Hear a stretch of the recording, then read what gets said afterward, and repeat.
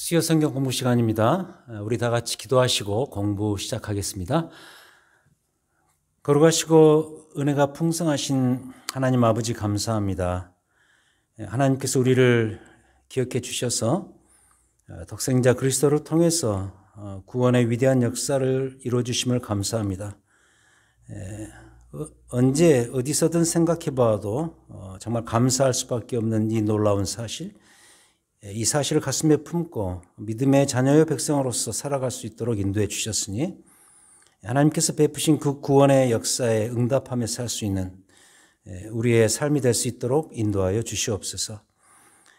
특별히 감사한 것은 우리에게 교회와 말씀을 주셔서 말씀을 통해서 하나님께서 우리에게 베푸신 그 구원의 아름다운 부요함을 깨닫게 하시니 얼마나 감사한지 오늘도 이 공부를 통해서 그 부요함을 만끽할 수 있도록 도우시옵소서.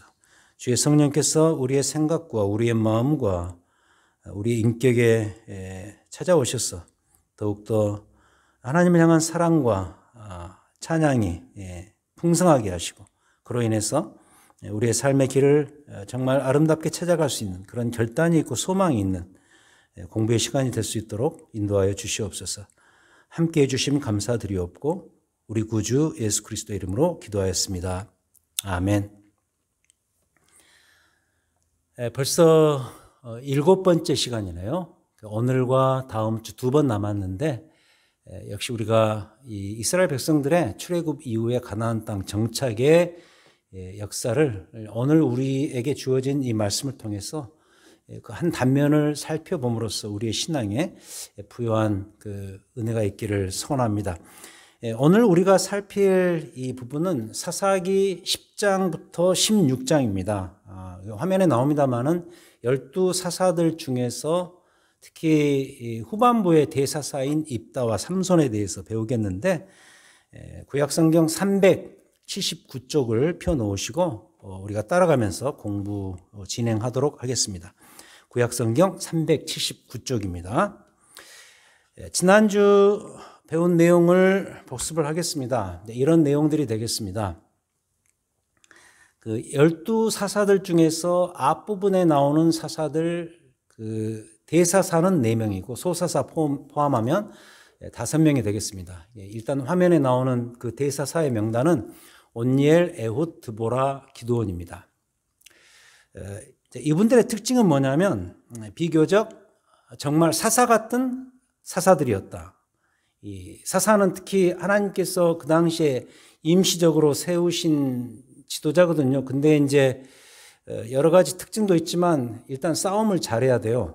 용사로서의 사사. 그러니까 전쟁의 상황이었기 때문에 전쟁에서 나가서 싸워서 이길 수 있는 그런 리더십이 필요하거든요. 그래서 이 사사는 정치가도 되고 또 재판관도 되지만은 사실은 용사로서의 사사의 의미가 큽니다. 근데 이제 그 일을 가장 잘했던 대표적인 사사들의 명단, 온니엘, 에훗, 드보라, 기드온. 특히 앞에 온니엘과 에훗은 그 역할을 잘 해낸 대표적인 인물입니다. 그 온니엘을 보면은 우리가 이미 배웠지만은 사사의 하나의 타입, 그 전형으로서 이 사사 시대에 하나님께서 보내신 그 리더십의 목적을 잘 달성했던 대표적인 인물로서 소개가 되죠. 그리고 두 번째 인물인 에훗에 가서는 모압 왕 에글론을 그가 이렇게 죽이는 장면을 아주 디테일하게 묘사하면서 그가 이 용사로서 그 일을 잘 감당했다라는 것을 살짝 보여주고 그 다음으로 이제 삼갈이 소개되고 소모는 막대기로 블레셋인 600명을 죽였던 그런 인물 아니겠습니까? 그래서 온니엘, 에훗, 삼갈까지 특히 이 앞에 이 3명은 사사로서의 역할을 잘 감당했던 정말 사사 같은 사사들이었다라는 것을 말씀드리고 싶고요. 물론 드보라와 기드온 우리가 잘 알고 있습니다. 그들이 정말 탁월하고 정말 그 역할을 잘했던 대표적인 인물이기도 하지만 그럼에도 불구하고 거기에 이제 흠결들이 발견되기 시작하는데 그 흠결이 뭐냐? 흠결을 이렇게 제가 짤막하게 표현을 했습니다. 오죽했으면. 그러니까 오죽했으면 여인들이 떴을까라는 것이 드보라와 적장 시스라를 죽였던 야일이었다는 것이죠. 그래서 이 드보라 시절에는 여인 천하였습니다. 이 말은 역으로 뒤집어 말하면 이 남성의 리더십이 오죽 나서지 않았으면 여인들이 등장했을까, 이런 의미를 가지고 있다는 것이죠. 그래서 그때 우리가 배운 대로 이 바락 같은 인물은 전쟁에 나가야 되는데 나가려고 하지 않고 주저한단 말이죠. 그래서 드보라가 부추겨서 나갔고 그 뒤에 시스라까지 이 여인이 해결해버리는 그런 장면. 그래서 오죽했으면 여인들이, 이게 바로 드보라 시대에 어떻게 보면 문제점이었다는 것이죠. 그리고 이제 기드온도 뭐 우리가 신앙의 인물이고 그가 탁월한 인물인 것은 압니다만은 기드온의 스토리, 그 긴 스토리를 통해서 우리가 결론 내릴 수 있는 것은 뭐냐면, 오죽했으면 300명으로 12만 대군을 물리쳤을까. 기드온은 뭐 사실 그걸 이렇게 달갑지 않게 생각을 했겠죠. 그런데 하나님 입장에서는 300명으로서 그 대군을 무찌르시고 싶었단 말이죠. 그것은 역으로 뭘 말해주는가. 기드온 시절에 미디안을 통해서 이스라엘 백성들이 얼마나 공고했고 얼마나 두려움을 가지고 있었으면 그랬을까라는 것을 역으로 보여주면서 이건 내가 한다, 하나님이 하신다, 이것을 보여주는 그런 매우 반전의 스토리 또는 역설적인 상황이 기드온 스토리였다라는 것이죠. 그리고 이제 아비멜렉이라는 사람이 등장하죠. 아비멜렉은 기드온의 아들이었는데 세겜성 귀족들을 그가 포섭해서 난을 일으키죠. 그 결과가 굉장히 비참한 장면으로 끝나긴 합니다만, 아무튼 이 아비멜렉의 난으로 인해서 이스라엘 역사가 점점 더 퇴보하게 되고, 특히 사사시대의 그 마지막 부분으로 가면서 얼마나 어둠의 역사로 가고 있는가를 보여주는 결정적인 계기가 됐죠. 그렇다면 보세요. 오늘 우리가 배울 내용은 금방 쉬워지는데, 그것은 감 잡으셨겠지만 이스라엘의 국가적 상황이 당연히 점점 더 악화되어 갈 것이라는 사실입니다. 자, 그렇다면 그 중심에 서 있는 인물들이 누군가? 바로 후반기에 나타나는 사사들입니다. 아비멜렉 이후에 등장하는 사사들의 명단입니다. 말씀드리자면 이들입니다. 돌라, 야일, 입다, 입산, 엘론, 압돈, 삼손입니다. 오늘은 이 중에 이제 대사사로 불리는 입다와 삼손에 더 집중해서 살펴보겠습니다. 자, 하지만 그리로 들어가기 전에 잠깐 소사사 몇 명에 대해서 서론적으로 생각을 해보고자 합니다. 왜냐하면은 이 소사사들에 대한 특징을 이 사사기가 설명함으로 인해서 사사기의 후반부 역사가 얼마나 암울한 역사로 가고 있는가를 증명해 주거든요. 그래서 우리가 이들을 살펴봐야 되는데, 먼저 입다의 출현 전에 등장하는 돌라와 야일에 대해서입니다. 10장 1절부터 5절에 그 스토리가 나옵니다. 일단 1절을 보도록 하겠습니다. 10장 1절입니다. 아비멜렉의 뒤를 이어서 이사갈의 사람 도도의 손자 부하의 아들 돌라가 일어나서 이스라엘을 구원하니라. 그가 에브라임 산지 3일에 거주하면서 이스라엘의 사사가 된 지 23년 만에 죽음에 3일에 장사되었더라 하면서 이 돌라에 대해서는 아주 간략하게 그냥 기록하고 넘어가는데, 그 다음 사람 길르앗 사람 야일에 대한 소개입니다. 3절. 그 후에 길르앗 사람 야일이 일어나서 22년 동안 이스라엘의 사사가 되었다 그러네요. 근데 4절에서 그에 대해서 이렇게 특징적으로 설명을 하고 있습니다. 그에게 아들 30명이 있어 어린 낙이 30을 탔고 성읍 30을 가졌는데 그 성읍들은 길르앗 땅에 있고 오늘까지 하봇 야일이라 부르더라. 이렇게 소개합니다. 이 나귀는 그 당시에 부의 상징이었습니다. 굉장히 부자들만 가지고 있었던 재산이 나귀였죠. 근데 그 나귀 30마리를 아들들에게 태웠다. 그러면서 성읍도 30개를 가지고 있었다. 이렇게 간략하지만 의미 있는 소개를 하고 지나가거든요. 무슨 뜻일까요? 한마디로 야일 그는 부자였다. 그리고 그 부를 동원해서 권세를 부렸다. 그러니까 이 부를 가지고 얻을 수 있는 권세를 통해서 그가 사사의 역할을 감당했다. 이런 뜻이겠죠. 결국 무슨 말이냐면 이 야일은 사사로서 이미 문제가 있었다는 뜻입니다. 그걸 말해주고, 그리고 나서 이제 입다가 나오지만 그 입다와 삼손 사이에 또 3명의 사사들이 등장하거든요. 그들이 누구냐면 입산, 엘론, 압돈입니다. 한번 보겠습니다. 12장으로 넘어갑니다. 12장 8절에 보면 소사사 입산에 대해서 이렇게 소개를 합니다. 그 뒤를 이어 베들레헴의 입산이 이스라엘의 사사가 되었더라. 12장 9절. 그가 아들 30명과 딸 30명을 두었더니 그가 딸들을 밖으로 시집 보냈고 아들들을 위하여는 밖에서 여자 30명을 데려왔더라. 그가 이스라엘의 사사가 된 지 7년이라. 이 입산의 경우는 사실 이스라엘 백성들의 가나안 땅 정착에 이제 문제가 될 만한 이슈였는데 그건 통혼입니다. 어쨌든 이 입산은 자녀들을 통혼시키기 시작했다. 통혼이 시작된 거죠. 그것도 이스라엘의 리더에게서부터 이런 문제가 시작되고 있는 것이죠. 그걸 고발하는 내용이고, 그 다음에 엘론은 간단히 나오고요. 11절, 12절에서 엘론이 소개되고, 그 다음 13절에 소개되는 압돈을 좀 우리가 볼 필요가 있습니다. 이 압돈, 13절, 12장 13절, 그 뒤를 이어 비라돈 사람 힐렐의 아들 압돈이 이스라엘의 사사가 되었더라. 그에게 아들 40명과 손자 30명이 있어 어린 낙이 70마리를 탔더라. 압돈이 이스라엘의 사사가 된 지 8년이라. 아까 우리가 보았던 거죠. 야일에게서 보았는데 이게 조금 더 여기서는 더 추가되고 더 확대가 됩니다. 심지어 그는 손자들한테까지도 나귀를 태운단 말이죠. 역시 이 사람도 자기가 가지고 있는 그 부를 동원해서 사사로서의 이스라엘 통치를 했다라는 그런 암시가 담겨져 있는 것이죠. 결국 무슨 이야기입니까? 이런 소사사들의 스토리를 보자면 이스라엘이 이와 같이 점점 더 부패해져 가고 있다는 증거가 된다는 것이죠. 다 짧아가지만 의미가 있다고 생각되지 않으십니까? 그러니까 이쯤에서의 이스라엘 리더십은 이토록 다 부패해 있었다는 증거들인데 이 점 역시 지금의 우리의 모습이 아닌가 하는 그 불길한 마음을 떨칠 수가 없는 것이죠. 국가적인 총체적 부패 또는 교회적 총체적 부패.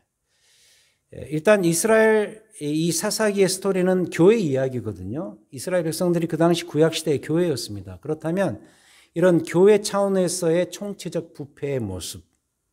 근데 그 조짐이 어디에서 보이느냐? 일단은 이 집단의 리더십에서부터 발견된다는 것이죠. 그러니까 리더를 보면 그 집단의 상황이 어떤 것인가를 알 수 있죠. 그 집단이 다 총체적으로 부패했는데 리더만 괜찮다? 그럴 수는 없다는 것이죠. 대부분 이 교회 역사와 심지어는 이 세속의 역사를 보더라도 그 집단이 전체적으로 부패했던 것은 그 집단의 대표적인 리더십이 부패했기 때문인 것이죠. 그래서 리더를 보면 그 집단의 상황을 알 수 있다는 진리가 여기서 또 발견됩니다. 이스라엘 백성이라고 예외가 아니고 교회라고 해서 예외가 아니다. 만약에 불길한 이야기지만 지금의 교회들에게서 이런 사사기적인 모습을 우리가 숨길 수 없다면 그 첫 번째 증상은 어디서 나타나는가? 일단은 지금의 교회들 안에 속해 있는 리더십에게서부터 발견될 수밖에 없다는 사실이죠. 즉 지금으로 표현하면 목회자들을 비롯해서 교회 리더들에게 문제가 생기니 교회가 문제가 있는 것이죠. 우리가 이 점을 발견할 수 있는 대목입니다. 명심해야 될 점이라고 생각을 합니다. 자, 그 다음으로 대사사로 들어갑니다. 오늘 이 공부의 첫 번째 주제인 입다를 우리가 보자면 10장 6절부터 12장 7절까지 아주 길게 입다에 대한 스토리가 나오고 있습니다. 이미 읽으시라고 제가 숙제로 내드렸고 또 안 읽으셨다면 또 이 공부를 마치고 나서 꼭 읽어보시기를 바라는데 일단 여러분들이 읽으시는 것을 전제로 한다면 이 부분을 보면은요, 이 입다라는 인물의 전쟁공이 아주 탁월합니다. 이것도 우리가 물론 보면서 은혜를 받을 수 있는 대목이지만 그럼에도 불구하고 사실은 이 내용들 안에서 발견되는 그의 흠결들 그리고 문제점들 은근슬쩍 더 많이 나오는 것이 분명합니다. 몇 가지 좋은 예가 있는데 일단 이 입다는 길르앗이 기생을 통해서 낳은 서자였습니다. 그래서 길르앗 가문, 본 가문이 본류들이 그를 내칩니다. 그래서 그를 돕당이라는 곳으로 내쫓습니다. 11장 3절 보시기 바랍니다. 11장 3절. 이에 입다가 그의 형제들을 피하여 쫓아내니까 피했겠죠. 돕당에 거주했습니다. 근데 그 다음 표현이 재밌습니다. 잡류가 그에게로 모여와서 그와 함께 출입하였더라. 이런 기록이 있네요. 그러니까 그 돕당에 그냥 쫓겨나서 그냥 거기서 사는 정도가 아니라 거기서 쉽게 말해서 대장 노릇을 하는데 이게 또 별로라는 것이죠. 잡류가 모여들었다. 근데 이미 앞에서 이런 표현을 쓰거든요. 사사기 기자가 11장 1절 바로 앞에 길르앗 사람 입다는 큰 용사였다. 그러면서 기생이 길르앗에게서 낳은 아들이었다. 이렇게 말하거든요. 입다가 큰 용사였다. 아주 great warrior 이런 표현을 씁니다. 큰 용사였다. 얼른 보면은 참 좋은 표현 같지만 그리고 이 표현이 사실 입다의 스토리를 전체적으로 총괄하는 그런 표현이긴 하지만 그럼에도 불구하고 그는 여기에서 이 문맥에서 알 수 있는 사실은 좀 문제적인 용사였고 문제적인 싸움꾼이었다는 그런 뜻을 암시하고 있어요. 이미 우리가 읽었던 것처럼 그가 돛방에 가서 살 때 그 주변에 몰려든 사람들이 누구였는가? 잡류들이었다는 그런 표현을 씁니다. 쉬운 얘기로 말하자면 지금으로 치면 이런 거죠. 이 입다는 그 동네에서 조폭 두목이었던 셈이죠. 그러니까 우리가 얼른 보더라도 그가 굉장히 싸움을 잘했던 인물인 것을 알 수 있고 그리고 실제로 그가 싸움을 잘해요. 이 뒤에 보면 아마 이 사사기 전체에서 최고의 진정한 싸움꾼, 진정한 용사였다고 보시면 됩니다. 자, 근데 중요한 것은 이겁니다. 그런 그를 하나님이 사용하고 계신다는 점이 중요해요. 이 내용 보시면 입다의 대적이 암몬이거든요. 그들이 이스라엘 백성들을 얼마나 괴롭혔는지 뭘로 알 수 있냐면 길르앗 본류 그 장로들이 입다에게 와서 찾아와서 호소를 합니다. 당신이 나서서 우리 좀 살려달라. 입다가 워낙 싸움을 잘하고 용사인 것을 아니까 비록 이 서자였지만은 이 본류의 사람들의 장로들이 와서 리더십이 와서 우리 좀 살려달라 이렇게 부탁을 한단 말이죠. 아니 서자라고 내칠 때는 언제고 이제 와서 도와달라 그러는가. 이 입다 입장에서도 참 문제의식이 생긴 거죠. 그러자 길르앗 장로들이 뭐라 그러죠? 입다 당신이 우리를 잘 도와주면은 우리가 너를 우리의 리더로 삼겠다. 이렇게 약속을 한단 말이죠. 그래서 이제 얘기가 되어서 성사가 되죠. 그래서 입다가 전쟁에 나가서 그 특유의 용맹을 발휘해서 대승을 하게 됩니다. 근데 그 와중에 유명한 사건이 하나 생기죠. 잘 아시는 사건. 승전하고 돌아올 때에 자기 앞에 가장 먼저 마중 나오는 일을 번제로 바치겠다. 이런 약속을 그가 합니다. 근데 여러분 아시죠? 하필이면 그 마중 나오는 그이가 누구였냐면 자기 딸이거든요. 자기 딸이 가장 먼저 앞장서서 그 환대하며 나오니까 그 약속대로 번제를 드려야 된단 말이죠. 이 사건에 대한 해석이 아주 분분합니다. 이건 인신제사가 아니었다. 그냥 짐승제사의 다른 표현이었다. 이런 설도 있고 아니다. 이게 사실이다. 이렇게 말하는 사람도 있고 저는 뭐 개인적으로 글자 그대로 인신제사 쪽이었다고 저는 봅니다. 이에 대해서는 따로 말씀드릴 시간이 없으니까 그냥 지나가겠습니다만 저는 여기에서 중요한 한 가지 사실을 반드시 거론해야 된다고 봅니다. 결국 그의 좀 막말로 입방정 때문에 이 문제가 생기긴 했습니다만은 그게 뭐 그냥 한순간 들었던 생각인지 그냥 입방정이었는지 그리고 그냥 덮고 지나가도 될 만한 그런 말이었는지 어쨌든 뭐가 동기가 되었든 간에 그가 하나님 앞에 그런 소원을 하면서 전쟁에 나갔다는 그 사실이 가져다 주는 의미가 뭐냐면 이런 이야기죠. 이것이 바로 그 당시에 이스라엘 수준이었다. 특히 이스라엘의 리더십의 수준이 이렇다라는 것을 역으로 보여준단 말이죠. 물론 뭐 그의 삶을 보면은 그런 특징들이 분명히 나올 수가 있습니다. 뭐 잡류들이 모이고 동네 조폭 수준의 어떤 리더십이었기 때문에 그냥 생각하는 것이 단순하고 그냥 하는 일들이 다 그랬을 것이다라고 쉽게 생각을 할 수 있겠습니다만 그럼에도 불구하고 문제는 지금 이 상황 속에서 이 사람이 사사로서 리더가 돼야 된단 말이죠. 근데 리더의 수준이 이렇다라는 것이죠. 그렇다면 이건 역시 같은 이야기가 될 수밖에 없습니다. 결국에는 무슨 이야기냐면 이러한 자들까지 들어쓰시는 하나님에 대한 이야기가 더 중요하다는 사실이죠. 그러니까 아까 앞에서 소개해드렸던 소사사들, 그들의 뭐 통업 문제, 그리고 부와 권세의 문제, 그 수준을 우리가 이야기하지 않았습니까? 근데 그런 자들도 들어쓰셨던 그 하나님인데, 입다 같은 경우는 어떻게 보면은 더 수준이 낮아진 그런 측면이 없잖아 있죠. 그죠? 그냥 뭐 신앙적으로 뭔가를 하려고는 합니다만은 그 신앙적인 맹세와 서원 자체가 굉장히 뭐라 그럴까 덜 익은 듯한 굉장히 수준이 조금 그런 것이잖아요. 그렇다면 하나님은 이러한 자도 들어쓰신단 말이죠. 이게 중요하다는 사실이죠. 그렇다면 보십시오. 우리가 또 여기서 다시 우리의 지금의 모습을 생각하지 않을 수가 없는데, 지금의 형편도 그런 측면에서 많이 위급하다는 그런 생각을 할 수 있습니다. 뭐 우리가 지금 이 미국 땅에서 특히 이 서버브에서 살지만은 지금 그리고 내가 사는 이 분위기, 이것이 가장 안전한 게 사실이에요. 뭐 사실 지금 뭐 전쟁도 일어나고 세상 바깥에서는 여러 가지 위험한 일들이 많습니다만 우리는 지금 이 미국 땅에서 가장 안전하게 살고 있어요.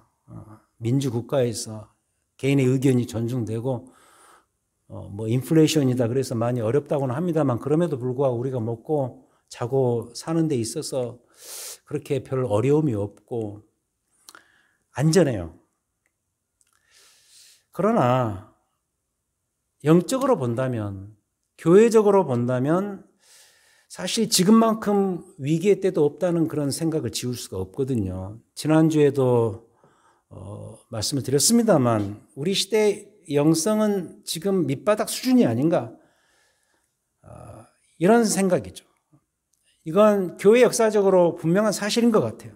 우리가 이 교회사를 공부하다 보면 사실 지금만큼 영적으로 위험한 때가 없다는 생각을 아니할 수가 없거든요. 저는 뭐 여러 가지 그 위험스러운 장면에 대해서 여러 가지로 말씀드릴 수 있겠습니다만 저는 가장 위험스러운 장면을 이것으로 지목하고 싶어요. 지금의 우리 교회들이 가지고 있는 영성과 경건의 가벼움입니다. 가벼움. 제가 요새 유난히 이 단어를 많이 쓰네요. 가벼움의 영성이라 그럴까? 너무 가볍다는 거죠. 무게감이 없고 진지함이 없고 중후함이 없는 거죠. 신앙의 진지함 같은 것 특히 많이 잃어버렸고 어떤 경건과 어떤 영성을 말할 때 그 모양이 있고 그 이미지가 있는데 그 모양과 이미지가 너무 그냥 그림 그리면 연한 수채화 같은 그런 느낌이라 그럴까? 이런 상황이 된 것이죠. 그 대표적인 예가 이런 거 아닐까요? 말씀의 의미보다는 개인의 의견이 더 중요하고 얼마나 우리가 많은 의견을 제시합니까? 하지만 그게 사사기적인 특징 아니겠어요? 우리가 이미 배웠던 것처럼 각기 소견에 오른 대로 행했던 그러한 모습. 하나님 말씀보다는 개인의 의견이 더 중요하고 심지어 기회를 잡아서 그것을 강력히 주장하기까지 하는 그런 모습들. 기도를 하기 위해서 무릎을 꿇기보다는 또 말씀 앞으로 나아가서 배우기보다는 우리의 신앙생활, 특히 우리의 신앙과 예배를 레크레이션화 시키는 그런 데 더 많은 시간을 쓰는 것 같다는 느낌. 그런 느낌이 드는 거죠. 그런데 이럴 때는 참 슬픈 이야기인데 하나님은 그들에 걸맞는 수준의 리더를 쓰신다는 사실이죠. 하나님이 그냥 잠잠히 계시는 것은 아니죠. 많이 가벼워진 이 시대지만 이 가벼워진 이 시대 속에서 하나님이 어떤 리더를 쓰시지만 리더를 채용해서 쓰시지만 어쩌면 그 리더마저도 이 가벼움의 영성 수준에서 벗어나지 못하는 그런 한계 있는 모습을 갖춘다는 것이죠. 그러니까 그 수준에 맞는 리더를 쓰시는 것이죠. 저는 같이 간다고 봐요. 교회 리더십의 수준은 교회 공동체 전체의 수준과 같이 간다는 것. 우리가 부인할 길이 없는 거 아니에요? 국가도 마찬가지죠. 그 국가의 이 탑 리더는 그 국민들이 만든다는 그런 말이 있지 않습니까? 바로 그런 거죠. 예를 들자면 오늘 이 본문에 입다 수준의 리더를 하나님이 쓰시는 것이죠. 그럼 결국은 어떻게 갔는가? 리더와 함께, 그 리더와 함께, 그 수준에 맞는 온 백성들과 함께 다 같이 어렵고 망하는 길로 갈 수밖에 없다는 것이죠. 정말로 주의해야 될 사실이라는 것을 우리가 특히 이 입다를 통해서 배우게 됩니다. 자, 그럼 마지막으로 삼손은 어떠한가? 삼손의 스토리가 참 가히 이와 관련해서 참 가히 대단한 스토리인데요. 이 부분에 이제 놀라운 사실은 뭐냐면 바로 이런 겁니다. 이 입다에서 더 발전된 형태인데 이렇게 표현할 수가 있겠네요. 삼손에 대해서는 개인적으로 가장 많은 문제점을 지닌 삼손 이야기를 사사기 저자가 가장 많은 지면을 할애해서 다룬다는 점이 특징이라는 것이죠. 그게 삼손이 누군가, 삼손의 스토리가 왜 나왔는가를 보여준다는 것이죠. 성경이 지면을 가장 많이 할애한다면 신앙적으로 가장 좋은 이야기가 많이 소개돼야 될 것 같은 느낌이죠. 근데 놀랍게도 사사기 전체에서 삼손의 스토리가 제일 길게 나오거든요. 근데 이야기를 읽어보면 도대체 이게 왜 쓰였을까? 왜 이런 참 지저분하고 이상한 이야기가 쓰였을까라는 느낌을 우리가 갖습니다. 그것이 어쩌면 사사기 저자가 우리에게 주고자 하는 메시지가 담겨져 있는 것이죠. 많은 지면을 할애했다는 것은 역으로 사사기 저자한테는 이 지점에서 할 이야기가 가장 많았다는 그런 의도가 담겨져 있습니다. 예를 들자면 그의 탄생 스토리를 추가합니다. 13장 보시기 바랍니다. 13장 보시면은 블레셋 사람에게 40년 동안이나 하나님이 이스라엘 백성들을 넘겨주시죠. 그러면서 이제 당장 나오는 이야기가 뭐냐면 단지파 가족 중에 마노아라 이름하는 자가 있었는데 그의 아내가 임신하지 못함으로 출산하지 못하더니 하면서 삼손의 그 비범한 탄생 스토리가 소개되거든요. 여러분 이런 식의 탄생 스토리가 나오는 대목들이 몇 있죠. 뭐 모세도 그 케이스고 그다음 여러분 잘 아시는 사무엘의 그 탄생 스토리 아시죠? 아주 유명한 스토리죠. 그리고 세례 요한도 누가복음에 나오고 그다음에 예수님 뭐 당연히 나오고 근데 뭐 모세, 사무엘, 뭐 세례 요한, 예수님 다 신앙적으로 금방 우리가 이름 이야기하면은 딱 당연히 떠받들 만한 그런 인물들의 탄생 기사인데 여기 보면은 삼손은 그런 인물도 아닌데도 불구하고 이 삼손의 탄생 스토리가 나옵니다. 그것은 삼손이 이 상황에서 부름받은 그의 소명, 그의 위치가 얼마나 중요한 것인가를 역으로 말해주는 그런 스토리거든요. 탄생 스토리가 나온다는 것은 그의 위치가 그만큼 역사적으로 중요하다는 그런 의미를 갖고 있는 것이거든요. 그래서 아니나 다를까 그에게 주어진 탄생과 함께 주어진 중요한 그 콜링, 소명의 의식이 있습니다. 그것은 이 본문에 나오는 것처럼 나실인으로서의 삶입니다. 나실인은 아시다시피 구약 성경에서 구별된 그런 그룹이죠. 하나님 앞에 이렇게 바쳐진 그런 헌신적인 독특한 그 콜링의 그 집단이 바로 나실인인데 문제는 뭐냐면 이 삼손이 그가 이 길을 전혀 따라가고 있지 않다는 점이 중요해요. 탄생도 비범하고 그래서 그에게 주어진 소명도 비범하고 나실인으로서 살아가야 되고 근데 그 길을 전혀 따라가지 않는 삼손. 그래서 학자들은 이 삼손의 약점을 몇 가지 이야기하죠. 삼손의 약점은 일단 첫 번째는 뭐냐면 여자에 약하다는 거예요. 화면에 나오죠. 여자에 약해요. 14장에 딥나 여인 스토리가 나오고 16장 여러분 잘 아시는 그 들릴라 스토리가 나오고 여자에 약해요. 그 다음 두 번째는 꿀에 약해요. 다시 말해서 인간적인 측면이 아주 강한 인물이었다는 것이 14장 스토리를 통해서 등장하죠. 그리고 그 다음 약점은 뭐냐면 제일 중요한 건데 이 모든 것들 여자에 약하고 꿀에 약하고 인간적인 측면이 강하고 어떤 육체적인 자극을 좋아하고 뭐 이런 것들이 결국 그가 가졌던 원래의 소명, 나실인으로서의 그 소명에 반하는 것들이거든요. 반하는 삶의 모습들이거든요. 예를 들어서 짐승의 시체에서 꿀을 취하면 안 되거든요. 짐승의 시체에서 먹을 것을 그렇게 함부로 먹는 그런 인물들이 아니거든요. 나실인은. 그리고 머리카락 다 내놓은 것 다 나실인으로서의 소명을 버리는 거거든요. 결국 무슨 이야기인가? 이 삼손의 문제점을 들춰내고 싶은 거예요. 이 사사기 기자는. 거기서 주고자 하는 메시지가 중요한 거거든요. 이렇게 표현할 수가 있습니다. 사사로서 가장 확실한 조건을 가진 자가, 예를 들자면 삼손 경우는 나실인의 이 케이스가 바로 그에게 요구되는 조건이거든요. 사사로서 가장 확실한 조건을 가진 자가 실제로는 사사로서 가장 확실하게 말을 안 듣고 치고 나간 케이스라는 점. 이게 중요해요. 그걸 말하고 싶은 거예요. 그래서 이 긴 스토리를 심지어는 그의 이 탄생 기사까지 소개하면서 말해주고 있지만 그럼에도 불구하고 삼손은 역으로 빠져나갔다는 것. 이걸 첫 번째로 말하고 싶은 것이었고. 근데 더 중요한 것은 그 화면 그 네 번째 점에서 노란색으로 이렇게 강조한 그 대목이죠. 가장 사사답지 않게 산 신뢰지만 마지막 부분이네. 죄송합니다. 마지막 부분. 이런 자도 들어쓰시는 하나님의 은혜를 말하고 싶은 거죠. 이 두 가지.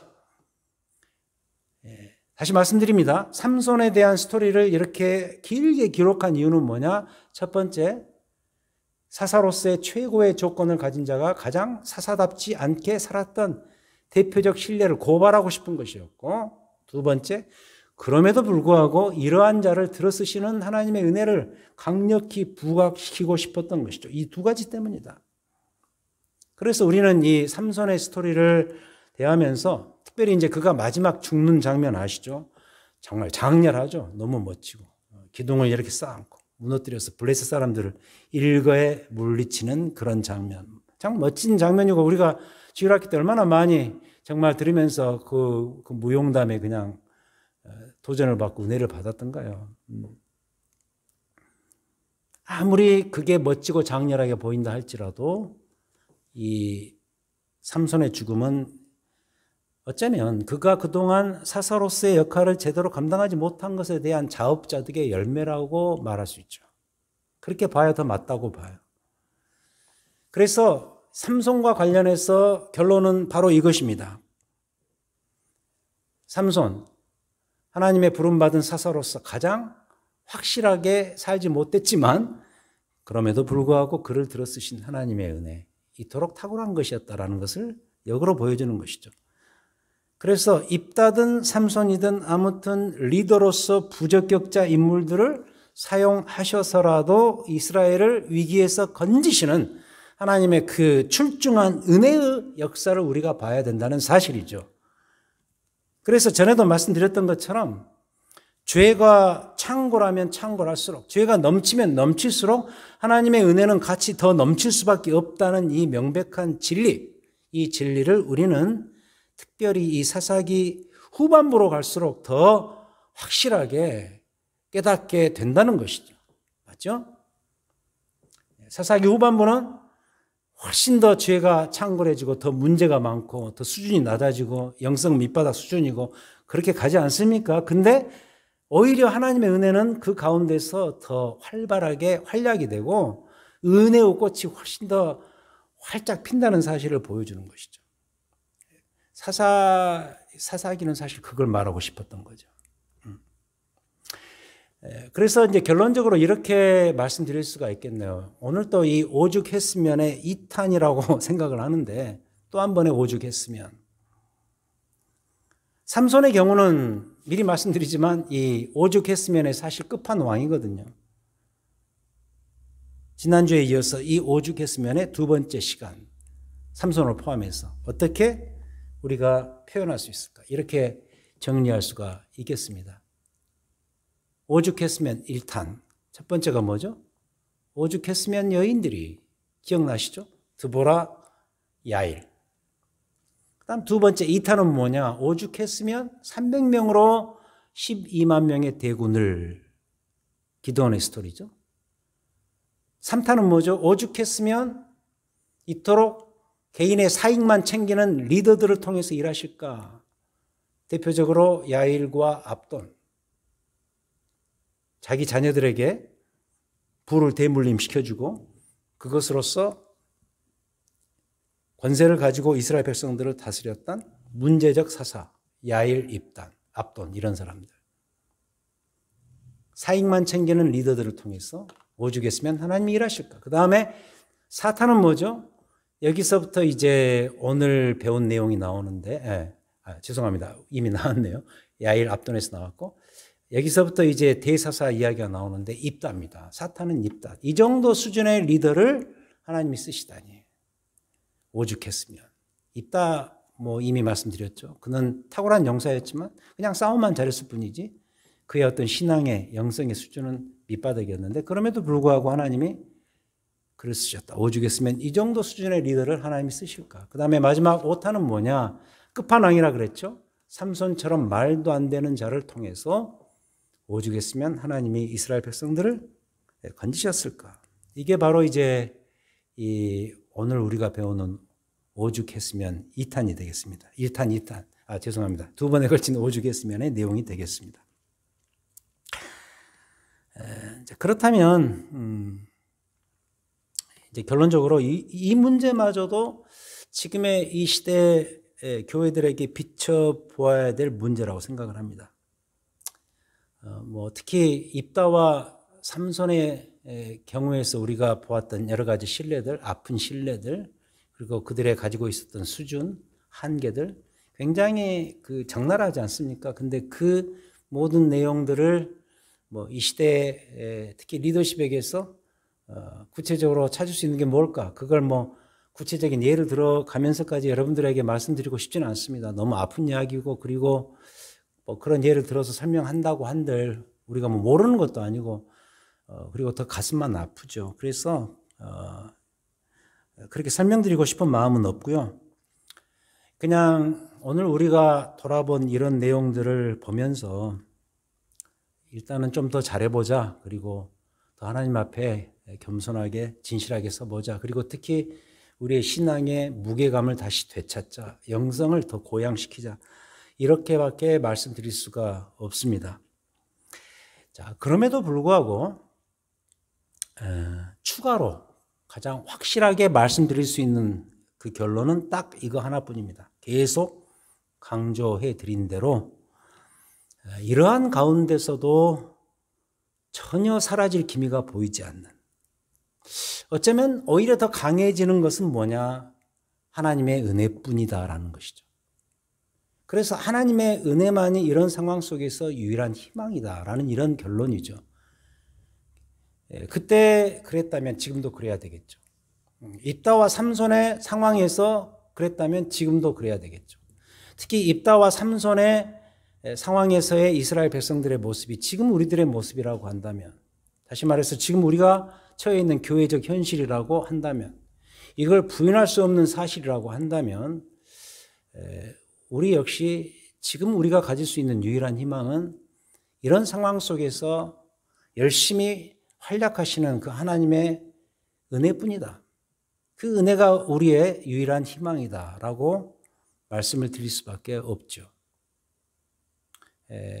우리에게 이 중요한 감지되어야 될 하나의 명백한 사실이 있다면 그것은 하나님의 역사하심, 하나님의 일하심, 특히 하나님의 은혜가 우리 가운데 비춰지는 것이죠. 저는 그걸 이제 하나님의 은혜의 빛 또는 희망의 빛이라는 그런 표현을 많이 쓰는데, 이런 상황 속에서 하나님은 역시 은혜의 빛, 희망의 빛을 쏘시죠.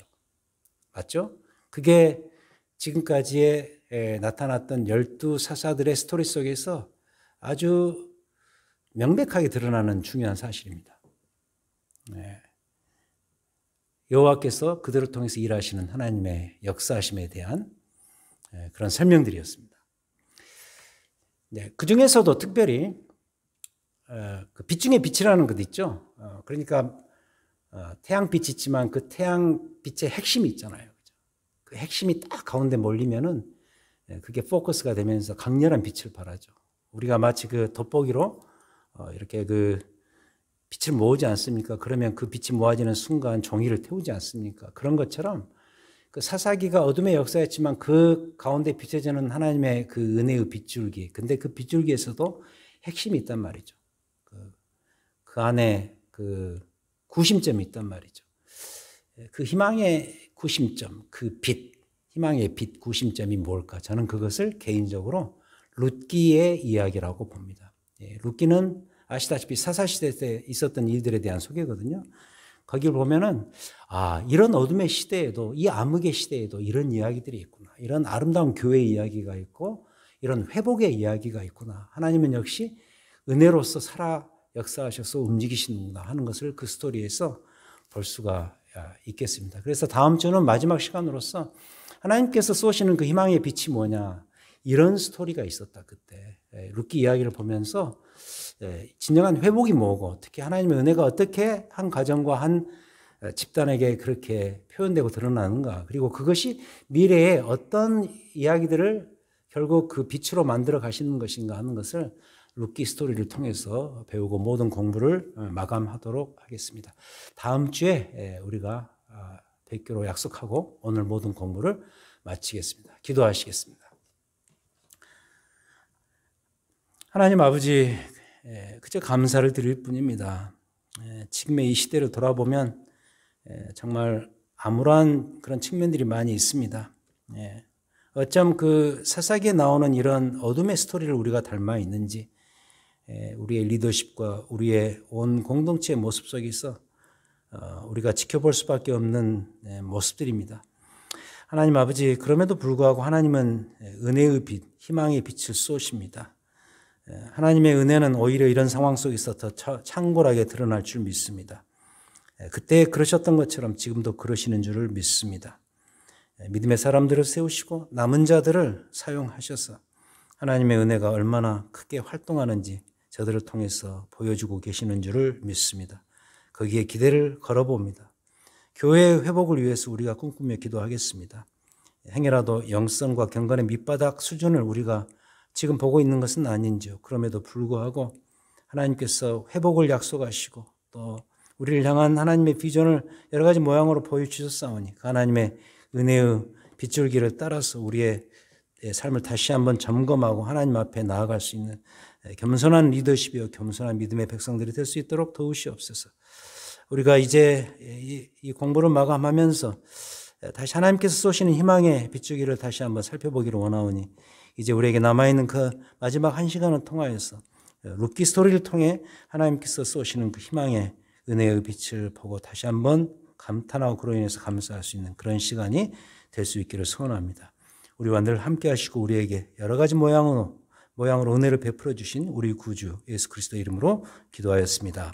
아멘.